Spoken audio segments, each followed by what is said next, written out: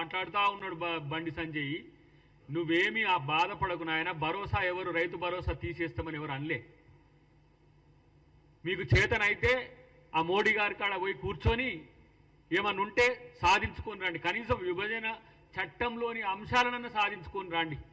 11 సంవత్సరాల మీ పరిపాలనలో ఇలా మీకు 8 ఎంపీలు ఇచ్చిండ్రు, 8 ఎమ్మెల్యేలు ఇచ్చిండ్రు, మిమ్మల్ని ఇద్దరిని మంత్రులుగా కూడా ఇక్కడ ఎలగబెట్టమని పంపించిండ్రు. మీరు ఏం చేస్తుండ్రు?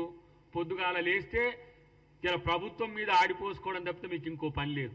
ఆ పక్క రాష్ట్రంలో ఉన్న 2 మంత్రులు పాపం వాళ్ళు వాళ్ళ పేర్లు కూడా సరిగా గుర్తులేదు. ఆంధ్రప్రదేశ్లో ఉండే కేంద్ర మంత్రుల పేరు. వారు పోయి ఏ విధంగా లక్షల కోట్లు, ఇలా మొన్న 1,00,000 కోట్లు దానికి అమరావతికి, వాళ్ళని చూస్తే సంతోషం అనిపిస్తుంది అట్లీస్ట్.